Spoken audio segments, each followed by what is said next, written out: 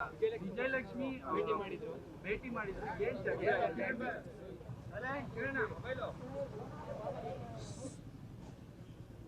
ನೋಡಿ, ನಿನ್ನೆ ನಾನು ಕೆಂಪೇಗೌಡ ಜಯಂತಿ ಒಂದು ಕಾರ್ಯಕ್ರಮಕ್ಕೆ ಹೋಗಿದ್ದೆ. ಅಲ್ಲಿ ನನ್ನನ್ನು ಭೇಟಿ ಮಾಡೋಕ್ಕೆ ಅವ್ರು ಬಂದಿದ್ದರು. ನಾನು ಅಲ್ಲಿ ಭೇಟಿ ಮಾಡೋಕ್ಕಾಗಲ್ಲ, ಹಂಗೆಲ್ಲ ಎಲ್ಲ ಕಡೆನೂ ಭೇಟಿ ಮಾಡೋಕ್ಕಾಗಲ್ಲ ಅಂತೇಳಿ ನಾನು ಭೇಟಿ ಮಾಡೋಕ್ಕೆ ಒಪ್ಪಲಿಲ್ಲ. ಆಮೇಲೆ ನಾಳೆ ಮನೇಲಿ ಬೇಕಾದ್ರೆ ಬರ್ತೀನಮ್ಮ, ಬನ್ನಿ ಟೈಮ್ ಕೊಡ್ತೀನಿ ಭೇಟಿ ಮಾಡಿ ಅಂತ ಹೇಳಿದೆ. ಸೊ ಇವತ್ತು ಟೈಮ್ ಕೊಟ್ಟಿದ್ದೆ. ಪಾಪ ಅವರ ಮಗು ನಮ್ಮ ಸ್ಕೂಲಲ್ಲೇ ನಾನು ಹಿಂದೆ ಸೀಟ್ ಕೊಟ್ಟಿದ್ದೆ. ಅವ್ರ ಮಗುಗೆ ನಮ್ಮ ಸ್ಕೂಲಲ್ಲೇ ಓದ್ತಾ ಇತ್ತು. ಈಗೇನೋ ಆ ಮಗುನ ಬಿಡಿಸ್ಬಿಟ್ಟು ಬೇರೆ ಸ್ಕೂಲ್ ಸೇರಿಸಿದಾರಂತೆ. ಈಗ ವಾಪಸ್ ತಿರ್ಗಾ ನಮ್ಮ ಸ್ಕೂಲೇ ಸೇರಿಸ್ಬೇಕು. ಇನ್ನು 14-15 ವರ್ಷ ಅಂತೆ ವಾಪಸ್ಸು ನಮ್ಮ ಸ್ಕೂಲ್ಗೆ ಸೇರಿಸ್ಬೇಕು ಅಂತ. ನಮ್ಮಲ್ಲಿ ಸೀಟ್ ಏನೋ ಕೇಳಕ್ಕೆ ಹೇಳಿದ್ದಾರೆ, ನಮ್ಮ ಪ್ರಿನ್ಸಿಪಾಲ್ ಏನೋ ಒಪ್ಪಿಲ್ಲ ಅಂತ ಕಾಣ್ತದೆ. ಅದಕ್ಕೆ ಮಗುನ ವಾಪಸ್ಸು ನಮ್ಮ ಸ್ಕೂಲ್ಗೆ ಸೀಟ್ ಸೇರಿಸ್ಕೊಡಿ ಅಂತ ರಿಕ್ವೆಸ್ಟ್ ಮಾಡೋಕ್ಕೆ ಬಂದಿದ್ರು. ಅವ್ರು ರಿಕ್ವೆಸ್ಟ್ ಮಾಡಿದ್ದಾರೆ, ನಾನು ಪ್ರಿನ್ಸಿಪಾಲ್ಗೆ ಹೇಳ್ತೀನಿ ಅಂತ ಹೇಳಿದ್ದೀನಿ. ಯಾಕೆಂದರೆ ಅಲ್ಲೆಲ್ಲ ಫಾರ್ಮಾಲಿಟೀಸ್ ಇದೆ, ಎಕ್ಸಾಮಿನೇಷನ್ಸು ಮತ್ತೊಂದು ಎಲ್ಲ. ಸೊ ಅದಕ್ಕೆ ಹೋಗಿ ಪ್ರಿನ್ಸಿಪಾಲ್ ಹತ್ರ ಹೇಳ್ತೀನಿ, ಹೋಗಿ ಭೇಟಿ ಮಾಡಿ. ಯಾಕೆಂದ್ರೆ ನಾನು ಆ ಸ್ಕೂಲ್ ನೋಡ್ತಾ ಇಲ್ಲ. ಈಗ ನನಗೂ ಟೈಮ್ ಇಲ್ಲ. ನಾನು ಒಂದು 17-8 ವರ್ಷದಿಂದ ಆ ಸ್ಕೂಲ್ ಏನಾಗ್ತಾ ಇದೆ ಅನ್ನೋದೆಲ್ಲ ನಮ್ಮ ಮಕ್ಕಳಿಗೆ ಬಿಟ್ಬಿಟ್ಟಿದ್ದೀನಿ. ಎಲ್ಲ ಅವ್ರು ನೋಡ್ತಾರೆ. ಸೊ ಆ ಪ್ರಿನ್ಸಿಪಾಲ್ಗೆ ಭೇಟಿ ಮಾಡೋಕ್ಕೆ ಹೇಳಿದ್ದೀನಿ ನಾನು. ತಿರ್ಗಿ ಎಕ್ಸಾಮ್ ಬರೀಬೇಕು ಮತ್ತೊಂದು. ಯಾಕೆಂದರೆ 14-15 ವರ್ಷ ಅಂದರೆ ಭಾಳ ಸೆನ್ಸಿಟಿವ್ ಏಜ್ ಅದು. ಸೊ ಹೋಗಿ ನೋಡಿಯಮ್ಮ ಅಂತ ಹೇಳಿದ್ದೀನಿ. ಕೇಸ್ ವಿಚಾರ ಯಾವುದು ಚರ್ಚೆ ಆಗಿಲ್ಲ ಸರ್. ನಟ ದರ್ಶನ್ ನಿನ್ನೆ ಹೇಳ್ತೀರಾ, ನೀವು ರಾಮನಗರದಲ್ಲಿ ಹೇಳ್ತೀರಾ ನ್ಯಾಯ ಕೊಡಿಸುವ ಪ್ರಯತ್ನ ಮಾಡ್ತೀವಿ ಅಂತ. ಈಗ ಕೇಸ್ ವಿಚಾರ ಯಾವುದು ಚರ್ಚೆ ಆಗಿಲ್ಲ ನೋಡಿ. ಅವರು ನನಗೆ ಕೇಸ್ ಏನೋ ಕೇಳಕ್ಕೆ ಬರ್ತಾ ಇದ್ದಾರೆ ಅಂತ ತಿಳ್ಕೊಂಡಿದ್ದೆ. ಅವರು ನನ್ನ ಹತ್ರ ಕೇಸು ಏನು ಬಗ್ಗೆ ಮಾತಾಡಲಿಲ್ಲ. ನಾನು ಆ ಕೇಸ್ ಬಗ್ಗೆ ಮಾತಾಡೋಂಥ ಸಂದರ್ಭ ಇಲ್ಲ. ಈಗ ಒಂದು ಹೆಣ್ಮಗಳು ನಮ್ಗೆ ಅನ್ಯಾಯ ಆಗಿದೆ ಅಂತ ಏನಾದ್ರು ಕೇಳಿದ್ರೆ ಖಂಡಿತ ನಾವು ನಮ್ಮ ಕೈಲಿ ಏನಾಗ್ತದೆ ಹೇಳ್ಬೋದಾಗಿತ್ತು. ನಾನು ಅವ್ರಿಗೂ ಹೇಳಿದ್ದೀನಿ, ನನಗೇನು ಇದಕ್ಕೆ ಸಂಬಂಧ. ಯಾಕೆಂದರೆ ನಾವು ಪೊಲೀಸು ಯಾವುದೇ ಇನ್ವೆಸ್ಟಿಗೇಷನಲ್ಲಿ ನಾವು ಇಂಟರ್ಫಿಯರ್ ಆಗೋಕ್ಕೆ ಆಗಲ್ಲ. ಇದು ಪೊಲೀಸ್ ಉಂಟು, ಕೋರ್ಟ್. ಈಗಾಗಲೇ ಮ್ಯಾಟ್ರು ಕೋರ್ಟಲ್ಲಿದೆ, ಜುಡಿಷಿಯಲ್ ಕಸ್ಟಡಿ ಅಂತ ಕೋರ್ಟ್ ಇದೆ. ನಾವು ಯಾವುದೋ ಪೊಲೀಸ್ ವಿಚಾರದಲ್ಲಿ ನಾವು ಇಂಟರ್ಫಿಯರ್ ಆಗೋಕ್ಕೆ ಆಗಲೂಬಾರ್ದು, ಆಗೋದು ಒಳ್ಳೇದು ಇಲ್ಲ. ಬಟ್ ಅವ್ರಿಗೆ ಯಾರು ತಪ್ಪಿಸಿದ್ರೆ, ಯಾರಿಗಾರು ಸಮಸ್ಯೆ ಐತೆ ಅಂದರೆ, ಯಾರಿಗಾರು ತೊಂದರೆ ಆಗಿತ್ತು ಅಂದರೆ ಅದಕ್ಕೆ ಕಾನೂನು ಇದೆ.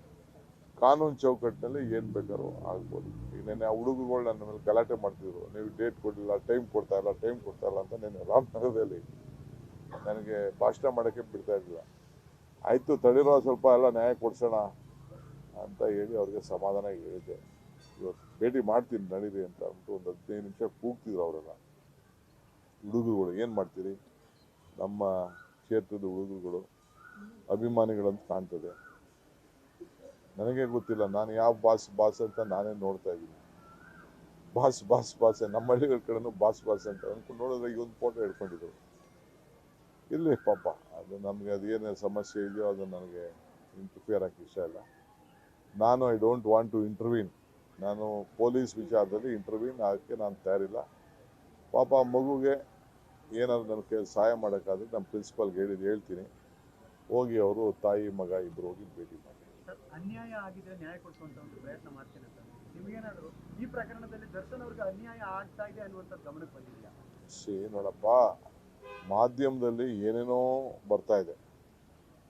ಮಾಧ್ಯಮದಲ್ಲಿ ಏನು ಬರ್ತಾ ಇದೆ ಅಂತ ನನಗೆಲ್ಲ ನೋಡೋಕ್ಕೆಲ್ಲ ಟೈಮ್ ಇಲ್ಲ. ಯಾವುದೋ ನಾನು ಥ್ರೆಡ್ಮಿಲ್ ಮಾಡಾಗ ಒಂದು 5 ನಿಮಿಷ ನಾನು ನೋಡ್ತೀನಿ ಅಷ್ಟೇ. ಅದು ಬಿಟ್ಟರೆ ಮಿಕ್ಕಿದ ವಿಚಾರ ಎಲ್ಲ ನನಗೆ ಗೊತ್ತಿಲ್ಲ. ಇದು ಸ್ಕ್ರೋಲಿಂಗಲ್ಲಿ ಒಂದು ಬರ್ತಾ ಇರ್ತದೆ, ಒಂದೊಂದು ಟಿ ವಿಯವ್ರು ಒಂದೊಂದು ಥರ ಹೇಳ್ತಾ ಇರ್ತಾರೆ. ಅದು ಆ ಆಧಾರದ ಮೇಲೆಲ್ಲ ನಾವು ಕೂತ್ಕೊಂಡು ನಾವು ತೀರ್ಮಾನಕ್ಕೆ ಬರೋಕ್ಕಾಗಲ್ಲ. ಸೊ ನಾನು ಹೋಮ್ ಮಿನಿಸ್ಟ್ರು ಅಲ್ಲ. ನನಗೆ ನನ್ನ ವ್ಯಾಪ್ತಿಲಿ ಏನಾದ್ರು ಇತ್ತು ಅಂತಂದರೆ ಏನು ಅಂತ ನೋಡ್ಬೋದಾಯ್ತು. I don't want to intervene with that. ಒಂದು ವೇಳೆ ಈ ಪ್ರಕರಣದಲ್ಲಿ ವಿಜಯಲಕ್ಷ್ಮಿ ದರ್ಶನ್ ಅವರು ಮತ್ತೆ ನಿಮ್ಮ ನೆರವು ಕೇಳಿದ್ರೆ ನೀವು ಸಹಾಯ ಮಾಡ್ತೀರಾ ಸರ್? ನೇರು ಏನು ನಾವು we can't intervene with the police investigation. We can't intervene with the police station.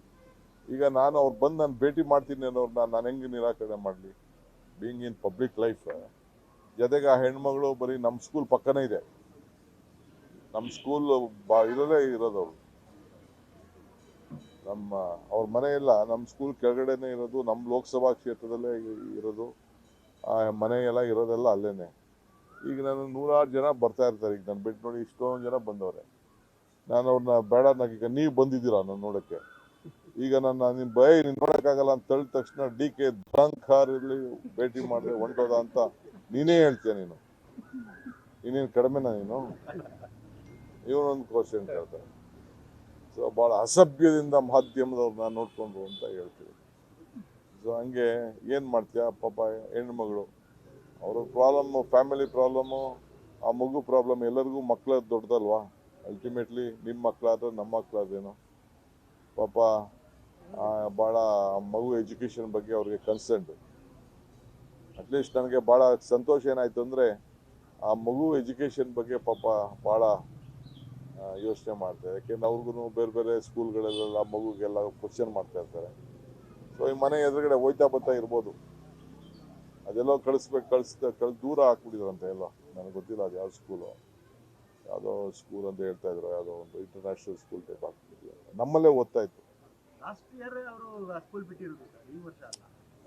ನಮ್ಮಲ್ಲೇ ಓದ್ತಾ ಇತ್ತು. ನನಗೆ ನೆನಪಿದೆ, ಅವನು ಪೇರೆಂಟ್ ಬರಲೇಬೇಕು ಅಂತ ನಮ್ಮ ಸ್ಕೂಲಲ್ಲಿ ಗಲಾಟೆ ಮಾಡಿ ಪೇರೆಂಟ್ ಕರೆಸಿ ಬುದ್ಧಿವಾದ ಹೇಳಿದ್ರಂತೆ.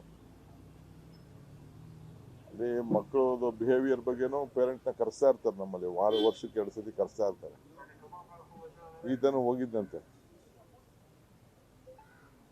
ಈಗ ಕಲ್ಲೇಶನ್ ಅಧಿಕಾರಿ ಅವರು ಅಮಾನತಾಗಿದ್ದಂತ ಅಧಿಕಾರಿ ಕಾಂಗ್ರೆಸ್ ಅವರನ್ನ ಬಳಸ್ಕೊಂಡು ದೂರು ಕೊಟ್ಟಿದೆ. ಅವ್ರಿಗೆ ಒತ್ತಡ ನೋಡ್ರಿ, ಕಾಂಗ್ರೆಸ್ ಯಾರನ್ನೂ ಬಳಸುವಂತ ಅವಶ್ಯಕತೆ ಇಲ್ಲ. ಅವನು ದೂರು ಕೊಟ್ಟಿದ್ದಾನೆ, FIR ರಿಜಿಸ್ಟರ್ ಮಾಡಿದ್ದಾರೆ.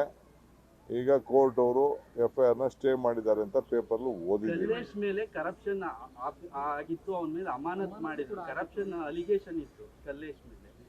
ಇದ್ರೆ ಒದ್ದೊಳಕ್ ಹಾಕ್ತಾರೆ, ಕಾನೂನು ಪ್ರಕಾರ ಹೋಗ್ತಾರೆ. ಅದಕ್ಕೆ ಆಗ್ತಾವಂತಾರೆ.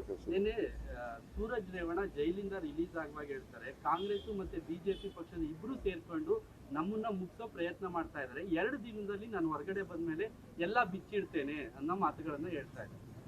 ಅವ್ರವ್ರ ಹಕ್ಕನ್ನ ನಾವ್ಯಾಕೆ ತಡೆಯಕ್ಕಾಗ್ತದೆ? ನಿನ್ಗೇನಾದ್ರು ನಿಂದು ಬಿಚ್ಚರಿದ್ರೆ, ನಂದು ಬಿಚ್ಚದಿದ್ರೆ, ಇನ್ನೊಬ್ರದ್ದು ಬಿಚ್ಚೋದಿಲ್ಲ, ಬಿಚ್ಚೋರೆಲ್ಲ ನಡಿ. ನ್ಯೂಸ್ ಫಸ್ಟ್ ನಿರ್ಭೀತಿಯಿಂದ ನಿಮ್ಮ ಪರವಾಗಿ.